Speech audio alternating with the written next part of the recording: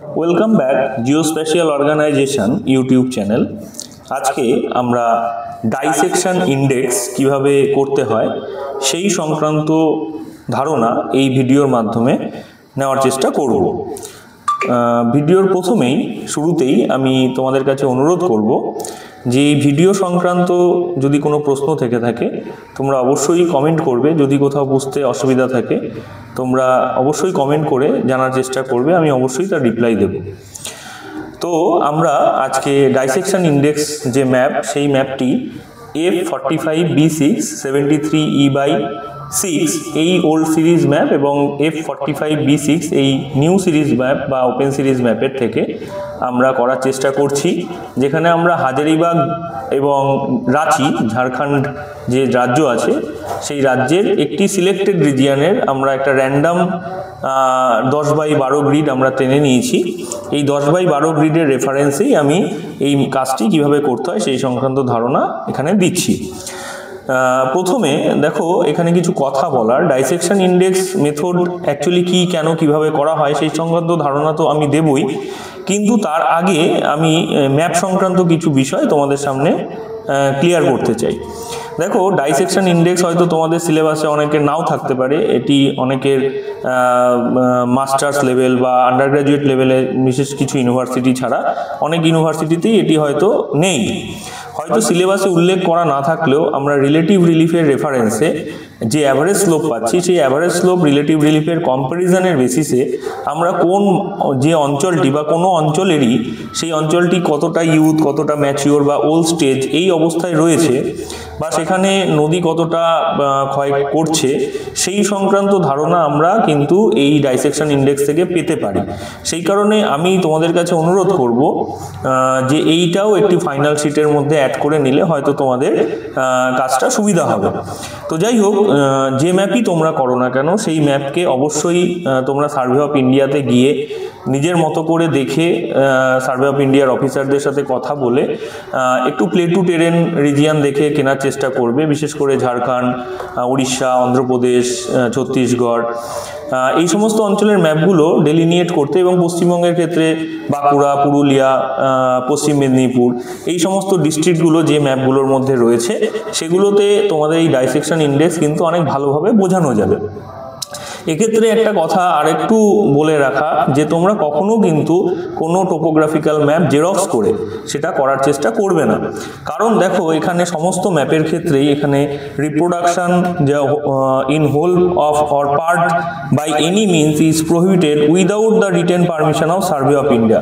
তোমরা যদি জেরক্স করো অবশ্যই সার্ভে অফ ইন্ডিয়া থেকে একটা পারমিশন লেটার নিয়ে করবে, কারণ সেই পারমিশন লেটারটা না থাকলে পরবর্তীতে কেউ যদি কোথাও তোমাদের কোশ্চেন করে তাহলে কিন্তু তোমরা বিপদে পড়বে। কারণ যখনই এটা জেরক্স বা কোনোভাবে কাট অফ করবে, এর যে স্কেল রয়েছে 1:50,000, কোথাও না কোথাও সেটা ডিস্টরশন হবেই।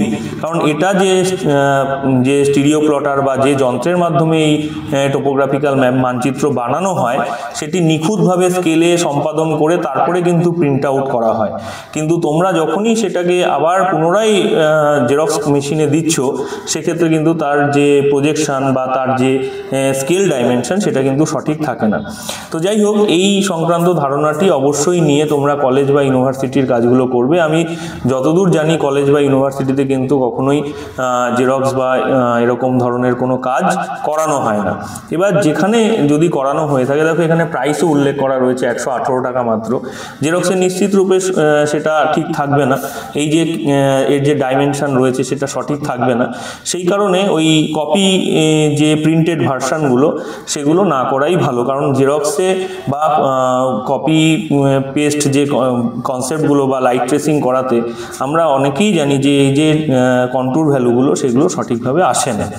তো যাই হোক, আমরা আজকে ডাইসেকশন মেথডের পুনরাবৃত্তি করছি, যেখানে আমরা রিলেটিভ রিলিফ এবং তার ভিত্তিতে কিভাবে একে সম্পাদন করতে হয় সেই সংক্রান্ত ধারণা নেব। তো আমি অলরেডি আমার পূর্বের টোপোগ্রাফিক্যাল মানচিত্রের যে ভিডিওগুলো আমি সবটাই এই 10/12 গ্রিডের উপরেই করছি। পুনরায় তোমরা আবার সেই চ্যানেলের পুরনো ভিডিওগুলো দেখে নিতে পারো।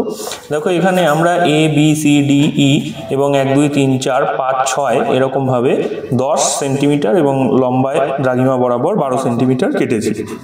এবার প্রশ্নের রেফারেন্সে অনেক কিছু প্রশ্ন করাই যায়, স্যার এখানে আপনি বেসিন কেন করালেন না, বা আপনি কেন অন্য জায়গা নিলেন না। দেখো, একটা জায়গা থেকে কাজ করতে গেলে কারণ আমরা ভিডিওটায় শুধুমাত্র কিভাবে করতে হচ্ছে সেটা শিখবো, কোথা থেকে করলাম না সেটা তোমরা নিজেরা করো। তোমরা নিজেরা যে কোনো বেসিনের উপর কিভাবে করতে হয়, দরকার পড়লে তোমরা যদি চাও আমি সেই ভিডিও আপলোড করব, কিন্তু এটা একটা সহজ পদ্ধতির মাধ্যমে করা, কারণ টাইমটা যাতে কনজিউম কম হয় সেটার রেফারেন্সেই আমায় এই ভিডিওতে ছোট করেই 10x12 একই জায়গার উপরেই আমি কাজটা করছি।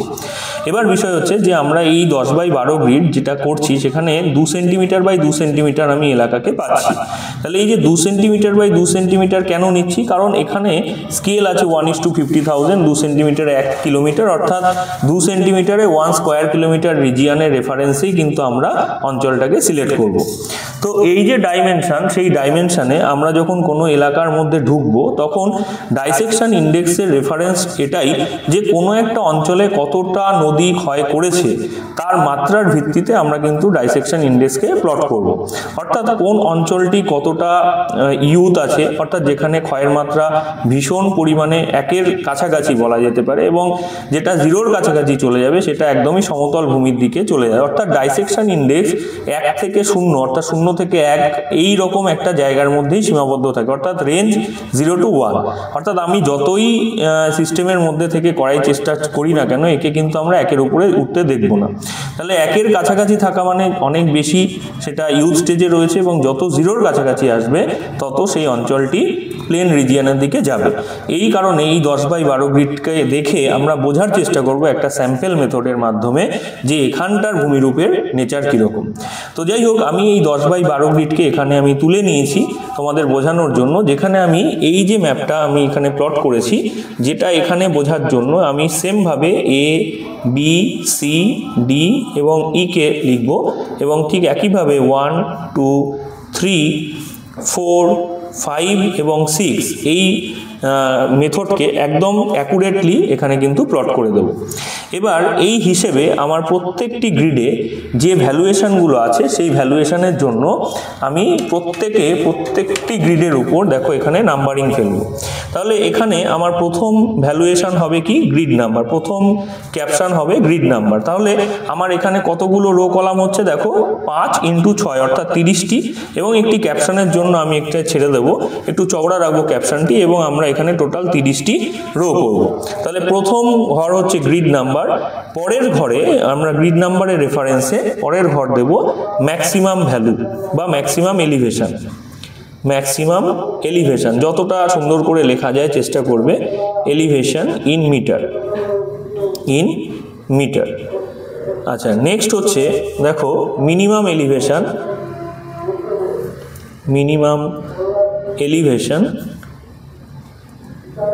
In metre. ঠিক একইভাবে 4 নম্বর কলামের ক্যাপশন লিখবে রিলেটিভ। দেখো অলরেডি আমরা এইটুকু পার্ট রিলেটিভ যে ম্যাপ বানিয়েছিলাম, রিলেটিভ রিলিফ ম্যাপ, সেখানে কিন্তু আমরা এটা করে এসেছি। তাহলে এখানেও লিখবে রিলেটিভ এলিভেশন, এটাও অবশ্যই ইন মিটার কথাটা লিখতে হবে, ইন মিটার। এবং তারপরে আমাদের এখানে রিলেটিভ রিলিফ কী করে বের করছি সেটা লিখতে হবে, relative relief equals to max minus mean, অর্থাৎ maximum height minus minimum height. এরপরে এইটুকু অংশ বেরিয়ে যাওয়ার পর আমরা ডাইসেকশন ইন্ডেক্স এই ভ্যালুয়েশনটাকে আমরা দেখাবো ডিআই ভ্যালু দিয়ে।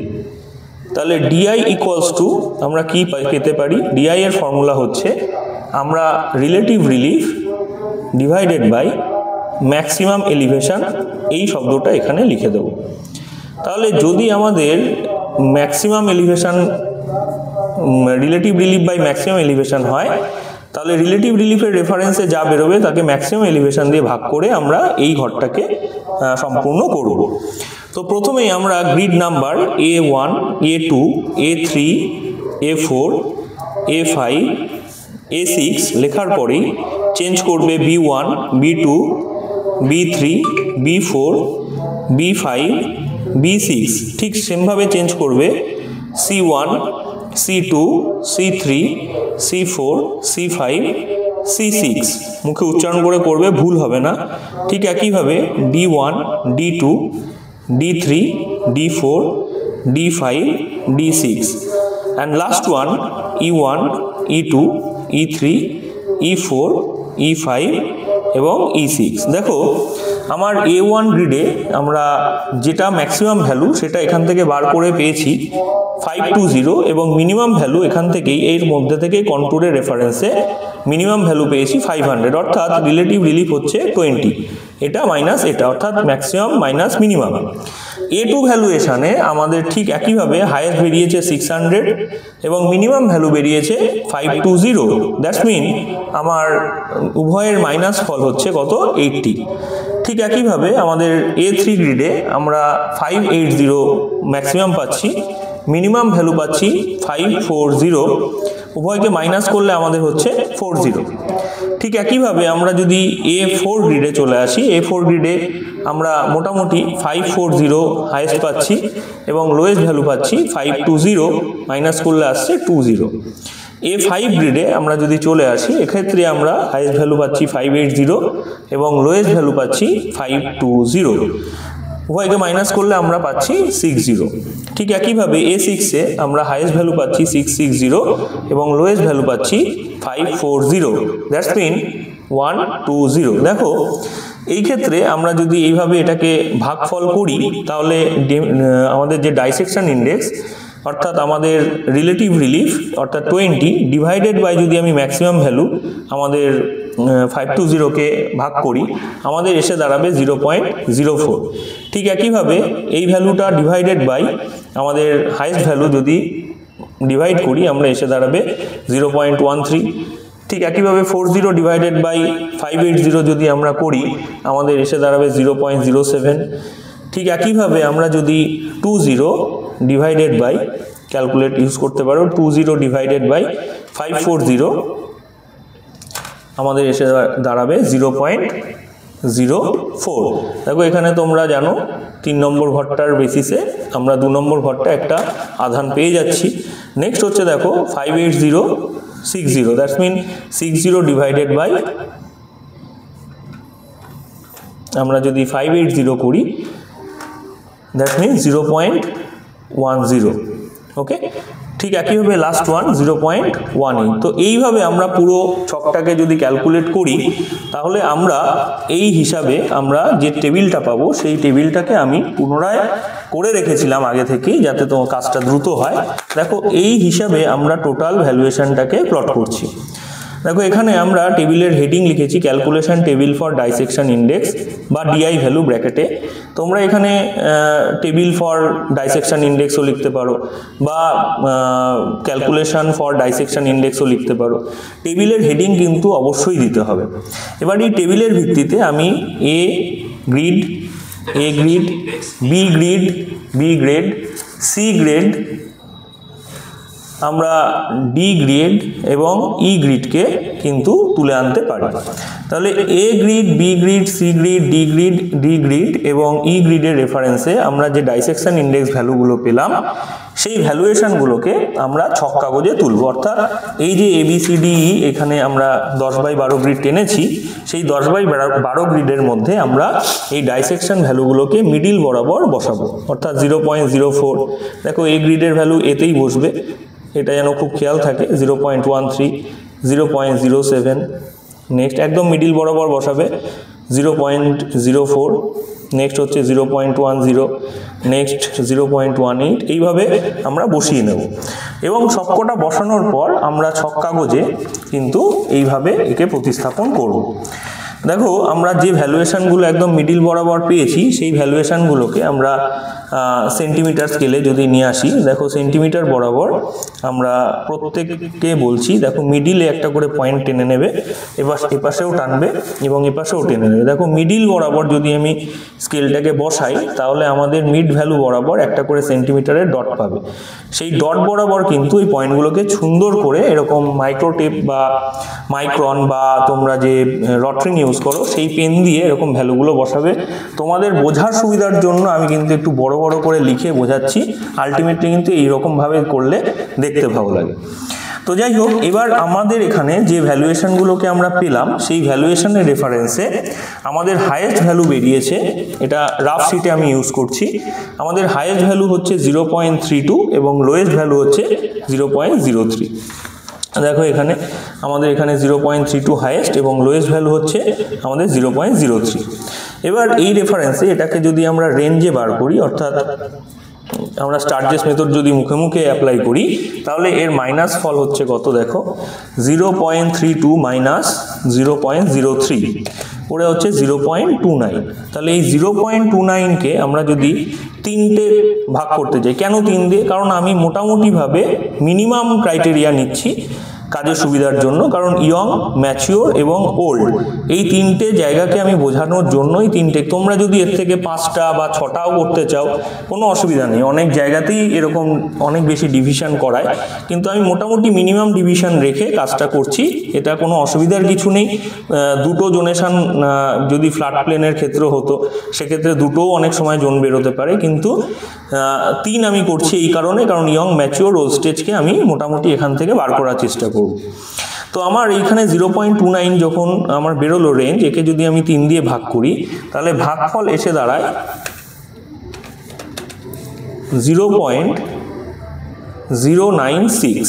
ওকে, তাহলে 0.096 যে ভ্যালুয়েশন আমরা পেলাম 0.096, এর সাথে আমি যদি লোয়েস্ট ভ্যালুয়েশন যোগ করি অর্থাৎ 0.03,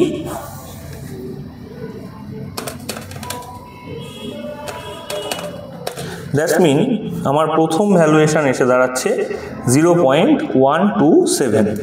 ওকে, তাহলে 0.127 আমি প্রথম ঘর হিসেবে, প্রথম ভ্যালুয়েশন হিসেবে পাচ্ছি। দ্বিতীয়টা আমি এর সাথে যদি প্লাস করি, আমার ভাগফল কত বেরিয়েছে 0.096, দ্যাটস মিন 0.223, অর্থাৎ দ্বিতীয় ভ্যালুয়েশন আমি পাচ্ছি 0.223, প্রথমটা আমি পাচ্ছি, এটা লোয়েস্টের জন্য, এটা হাইয়েস্টের জন্য।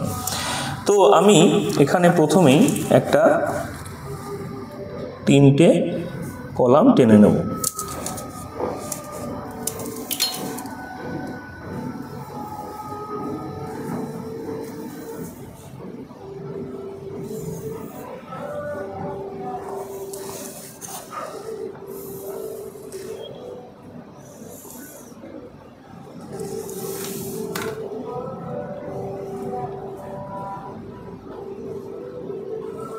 একটু চওড়া করে দেখতে ভালো লাগবে, 2 সেন্টিমিটার নিলাম।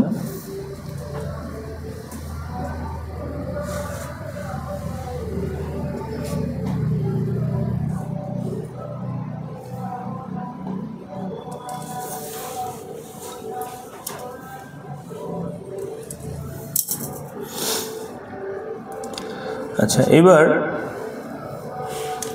এই টাইপের একটা কালার আমরা ইউজ করব, সেটা তোমাদের যে অরেঞ্জ কালারের এই ধরনের যে পেনগুলো হয় তোমরা ইউজ করতে পারো লাক্সারের, সেই পেনগুলোকেই তোমরা, এর থেকে দামিও একটা সিরিজ হয়,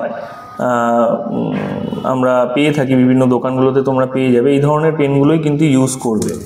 ওকে, তো আমি প্রথমেই অরেঞ্জের একটা দাগ এখানে টেনে রাখছি।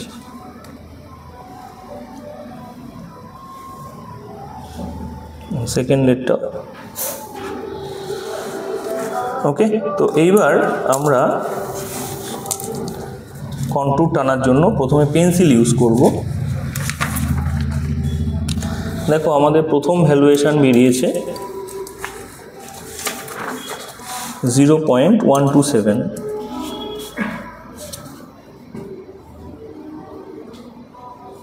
এবং দ্বিতীয় ভ্যালুয়েশন বেরিয়েছে 0.223। তাহলে আমি একটা সিরিজ পাচ্ছি লেস দ্যান 0.127, একটা সিরিজ পাচ্ছি 0.1272, 0.223 এবং একটি পাচ্ছি গ্রেটার দ্যান 0.223। তার মানে এটি আমাদের কাছে ইয়াং, এটা ম্যাচিওর এবং এটি ওল্ড ডাইসেক্টেড, তার মানে young dissection, mature dissection, old ডাইসেকশনের সিরিজ আমরা এখান থেকে পাবো। এবার আমরা যে 0.127 এটা কোথা দিয়ে গেছে একটু দেখার চেষ্টা করো। প্রথমত যে 0.127 দেখো, এটাকে 0 ধরলে পারে তোমাদের একটু কাজ করতে অসুবিধা হবে। তো 0.127 আমরা যদি দেখি মানে সেই হিসেবে, তাহলে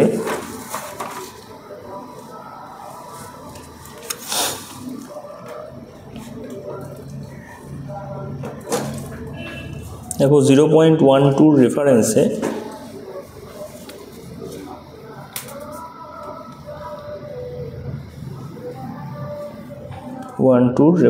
আমরা আসছি এরকম, অবশ্যই লিখে রাখবে।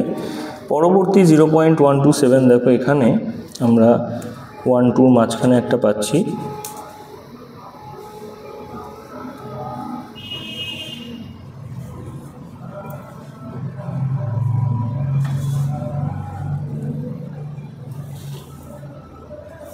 ওকে। নেক্সট হচ্ছে দেখো আমরা আরেকটা যে 0.127 এখানেও একটা তৈরি হচ্ছে ভ্যালুয়েশনের রেফারেন্সে। নেক্সট আমরা আরেকটা পাচ্ছি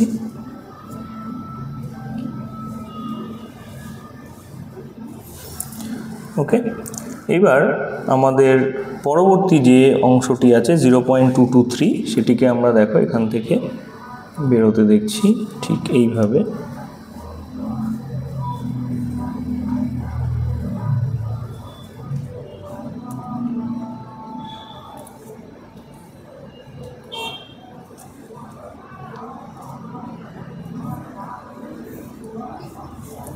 ওকে, আরেকটা 0.23223।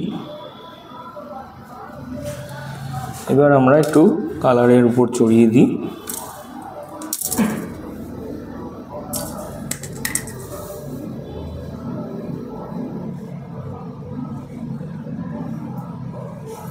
প্রথমে রাফটাকে ইউজ করবে,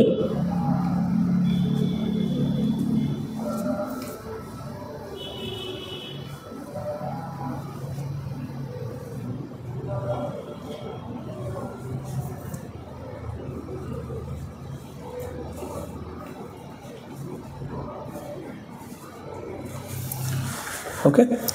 এবার আমরা কালার করার আগে অবশ্যই আমরা মার্কিংটাকে সেরে নেব।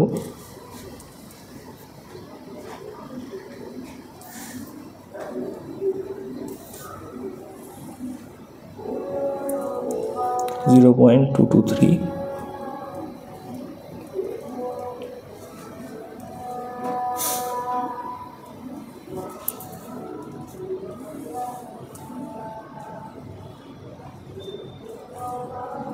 0.127।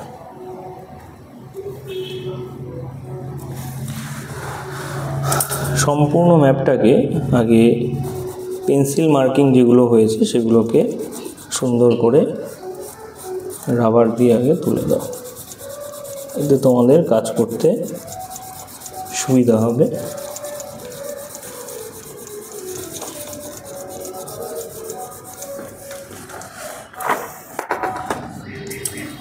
দেখো এবার প্রথমেই পুরো ম্যাপটাকে হালকা একটা শেডে ভেঙে দাও।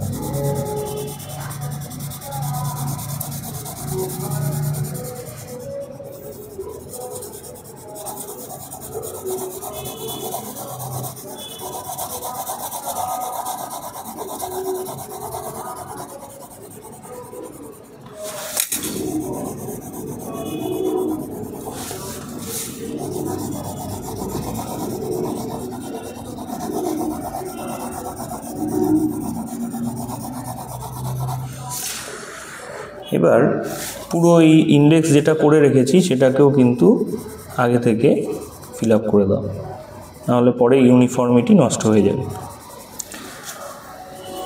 এবার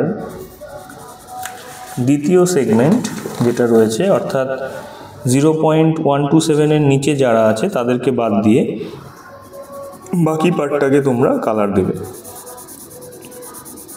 একটু পেন্সিলের প্রেসার বাড়বে।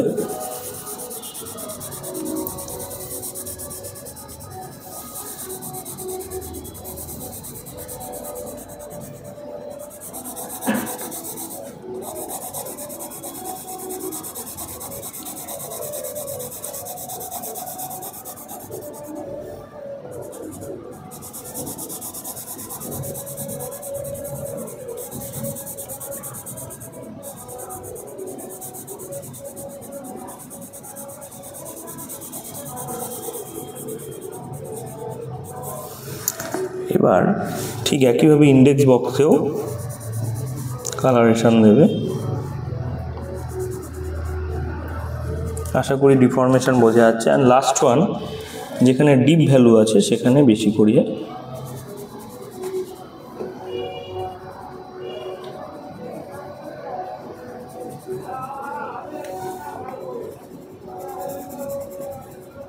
ভ্যালুগুলো যেন বোঝা যায়।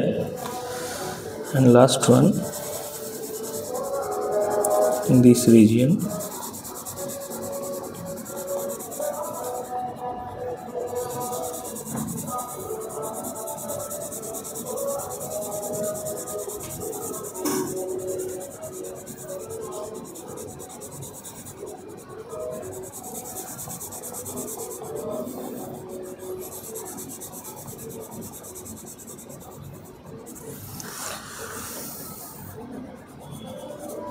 and last one ইন্ডেক্সেও তোমরা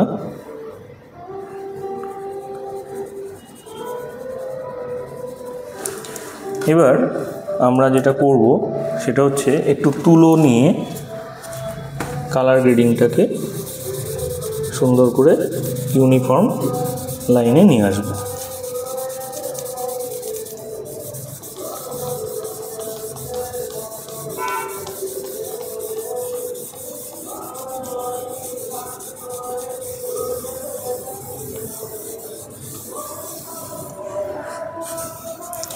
এর সাথে আমরা পরবর্তীতে স্টলারের বা হর্টনের যে স্টিম অর্ডারিং আছে সেটাকে যদি এর সাথে মার্চ করি তাহলে আরও ভালো বোঝা যাবে ইয়াং ম্যাচিওর ওল্ড স্টেজের যে ক্যারেক্টার সেটা কিভাবে এই অঞ্চলটাকে ডেলিনিয়েট করছে। আপাতত এখানে আমরা এখানেই রাখবো। তো আমরা এখানে 2 সেন্টিমিটার টু 1 কিলোমিটার এই কথাটাকে অবশ্যই লিখবো, না হলে কিন্তু এটা ভুলের দিকে চলে যাবে। তো আমরা প্রথমেই বক্সটাকে শেষ করব।